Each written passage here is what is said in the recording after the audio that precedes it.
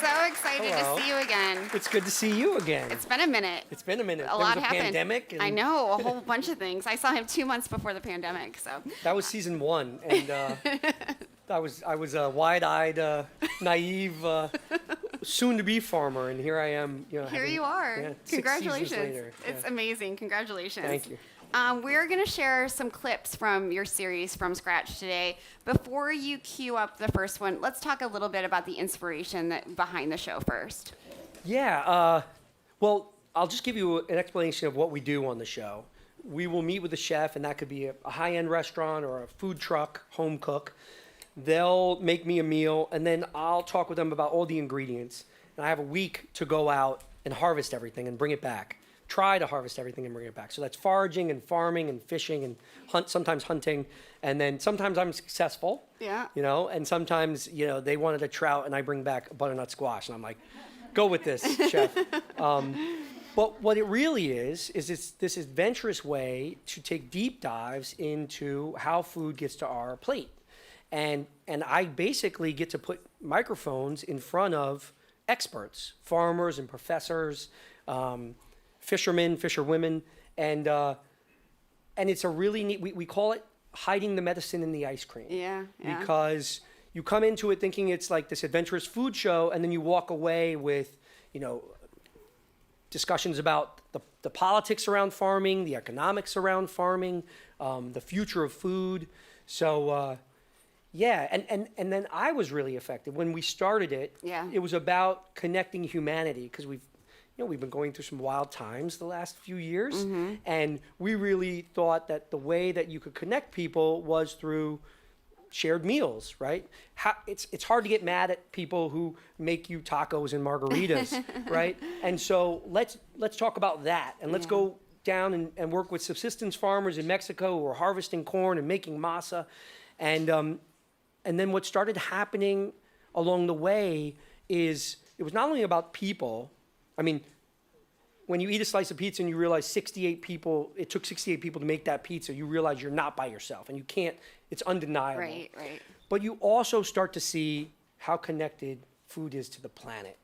And farmers constantly, you get in there with them and you start asking questions, and then they basically drop knowledge on you all the time.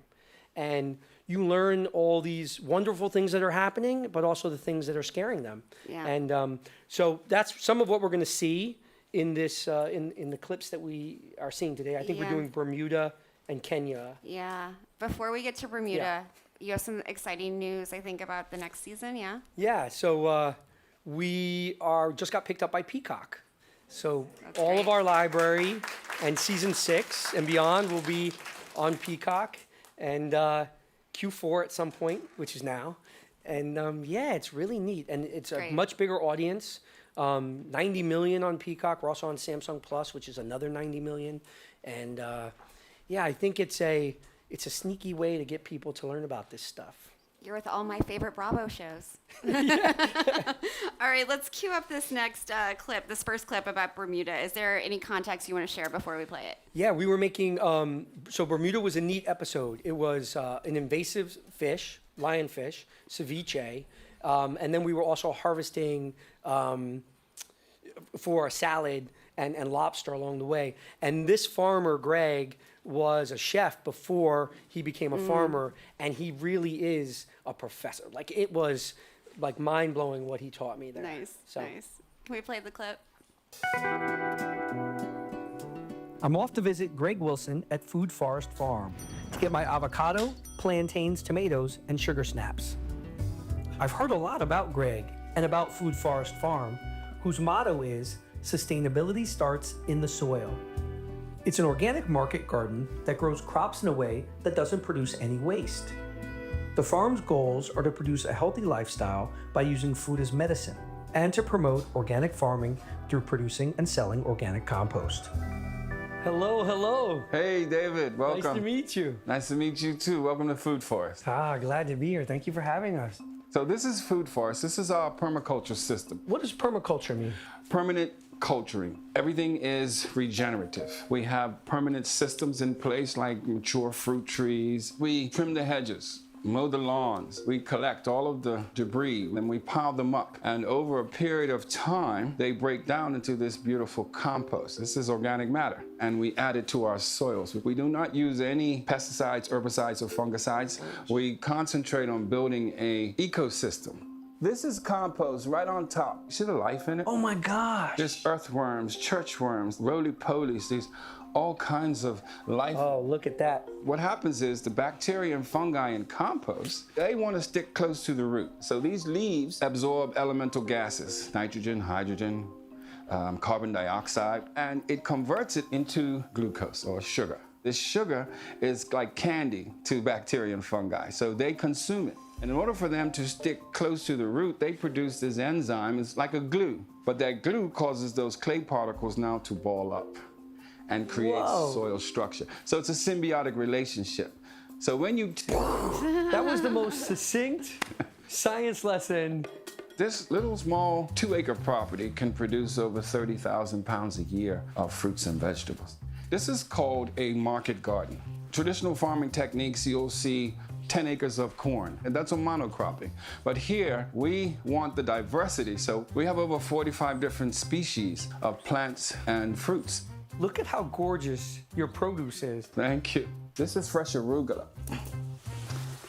I mean, look at the quality of that. It's incredible. Where are the bugs? Why are there no holes in this? A healthy plant will not be attacked by bugs. Just like a healthy body, if your body's healthy, it fights off diseases. It's a living organism. Delicious, huh? It is awesome.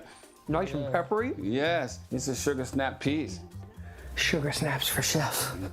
Boom. This is our greenhouse. We start all of our seeds from scratch here.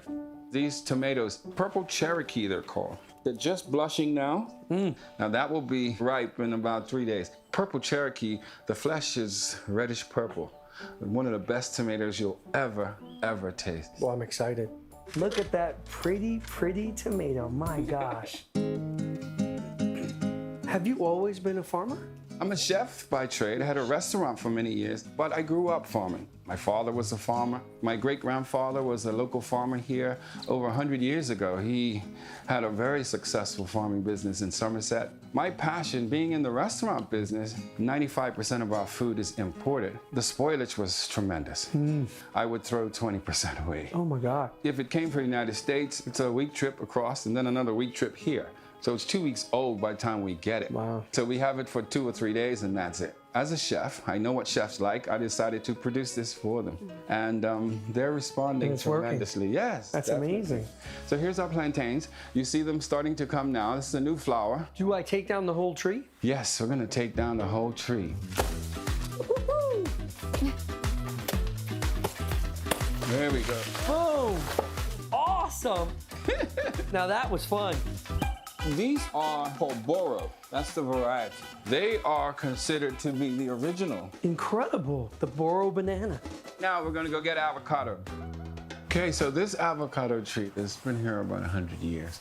And up there are avocados somewhere. There are somewhere? Can you see them? There's a couple of them there, but they're up high. Oh, there's one right there, but I'm never getting that one. Why not?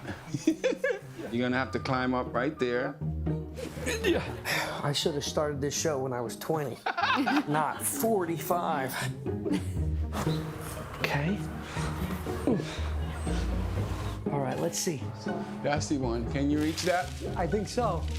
Just barely. Come on. Did I get the step ladder? No, we're gonna do it.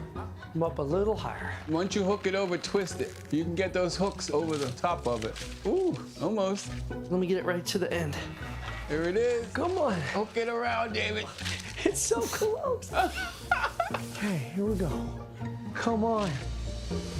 There you go. Oh my God. Amazing. Look at this pretty thing. Yeah. Now how do I get down? Okay. All right, David. All right. If my 10-year-old self could see me now, he'd be saying, "You're living the life, David." Wah! Thank you. Thank you. My director is right back here. Andreas, you want to give a? This is my director. Woo! It's been fun. We traveled around the world together the last 3 years. That's great. I think it's as fun for them as for the crew as it is for me. So. Absolutely. You mentioned that, the chef and farmer, he is, very professorial, but like you learn so much in this joyous way from him. And I think that's really what's so special. Yeah, I think that there's like a way to, I imagine if I were to walk into a supermarket and be like blown away by what's in here. Like if you can walk into a supermarket and be like, oh my gosh, look at all this fruit, look at all these vegetables. And yet I actually get to go to the source of it too and do that. And I feel like I'm a rabbit the whole time. I'm like pulling things and eating and grazing as we go through. And then they hand me things to try. That's another thing about food producers is they're super giving all the time. We walk out of there with like baskets of food. And yeah, they're lovely people always. Always, yeah. I want to make sure we get to the next clip. It's Kenya, I believe, right? Yeah, agroforestry there. So Kenya's trying to, they cut down a lot of their trees after the transition, and they're trying to get it back up from 7% to 10%. So they are allowing, they're helping farmers start doing agroforestry around the forests, around the parks. And so we were making a meal with the Maasai across the Mara, but we had to stop here first to get some barley and some khat and which is a crazy drug, and some sugar, and also a crazy drug. Also a crazy drug, exactly. They put them together. So yeah, they're doing some amazing stuff in Kenya. Thank you. Can you play the clip? We're headed to the first farm, northeast of Nairobi.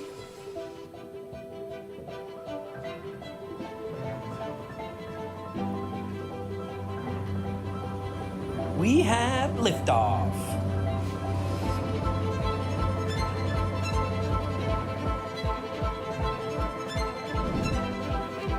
Before heading into the Mara, we need to stop at Tamu Farm. That's a lawn. We're landing on a lawn.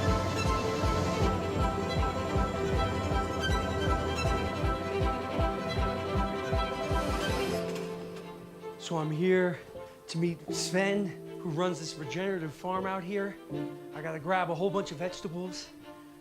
It's pretty gorgeous. This is all agricultural land here. David, what's going on, David? Nice to meet you, Sven, right? You too. Welcome to paradise. Hello. Hi, David. Nice to meet you. Nice to meet you too. So I just need a little barley for chef for this goat barley stew. Each different plot has a different variety of barley that we are testing for potential scaling up across the farm. I've never seen barley. Yeah. And here it is. You can eat it. You can eat it, but it's not particularly great. It's not that good. Agroforestry is a combination of forestry and agriculture. It's the integration of trees, crops, and or livestock on the same plot of land. And it has the potential to fight climate change by sequestering carbon and reducing greenhouse emissions. Actually got James, our farm manager here. He's actually going to run you through the artichokes. Hello, James. Hi. How are you? Good. Nice to meet you. Is this what we're gonna cut? Just select the best. Okay. So just hold it, and then there you go. All right. Boom. I've never been in a place that's doing canopy and cover crop and then garden underneath. Sure. Like, wow. Thanks. Ridiculously cool. James, what is this tree? It's an indigenous tree found in Kenya. It's called Prunus africana, and like from a tribe, we use it to treat prostate cancer. So the leaves, the bark, and the roots allow medicinal. Prostate. Yeah. Wow. Should we grab some rainbow kales? We need this right here. So we have our rainbow chard, we have our artichokes, we have our regular kale. And I have a new appreciation for agroforestry. Round of applause. Yeah. Agroforestry is really cool. Oh my God. So there's a lot of illegal timber going on in Kenya, and they're growing ebony, they're growing African juniper, they're growing, that's how they started. The first 2 Right. years were planting trees, and then, and then they had alley cropping and then a bunch of great produce underneath. Yeah. David, you know, you and I both get to have this unique opportunity to visit farmers on the ground. And, you know, I think there are lots of misconceptions about farmers in general, but especially farmers in sub-Saharan Africa. And I wonder if you can share, you know, what you have learned from farmers there. Oh, wow. Well, I want to say, in general, just going, it's very easy to get angry at a lot of the stuff that's going on.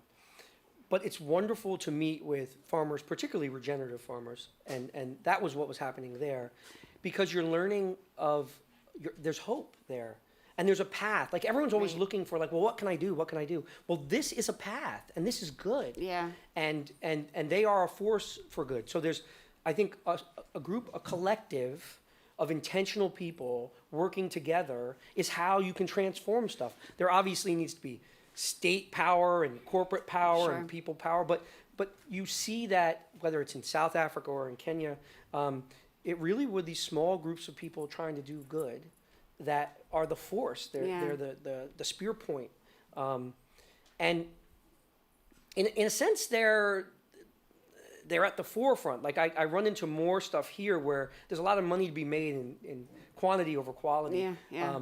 And so, you know, we had a wild, I'm in LA, and we had to deal with the fires. We got evacuated, and we had just done a NorCal ep that was all about water. Yeah. And farmers talking about fires on the hillsides. Right. And one of the things that is so amazing about regenerative is water capture. And a lot of people talk about soil health and building soil, and that's incredibly important. I mean, there was some stat I read that was like, when Europeans arrived to the prairie, the soil was 13 feet deep, and now it's less than a foot, which is like, holy smokes. But the capturing of the water in California is as equally important. There's actually can anyone tell me what they think the GDP for agriculture is in California? Anybody have any idea? What percentage of GDP? Anyone want to throw out a number? 67. Okay, 67. It is 3% of the GDP. And what percentage of the water is used? 97% of the water in California is used. Now, if that was regenerative farming, you would be capturing that runoff and filling back up the aquifer. Right. I mean, California is sinking, literally some places by 20 feet because the water's gone. So the earth is telling us, and as I jump around, I'm like, this is an obvious next step for us. Right. Whether we want to do it or not. Right. You're piecing it all together. You're able to tell these stories with these farmers, with these chefs, with all of these different characters, right? What has been sort of most surprising to you, do you think, doing this series? Whoa. What is most surprising? It's so interesting. I mean, every day you're in a graduate course. So Yeah, every day yeah. you're learning, like, your mind is being kind of blown. Whether I'm in with the chefs, like, you know, don't crack an egg on an edge of a bowl, crack it on the flat so you won't get shells in your egg. And then with farmers, I think that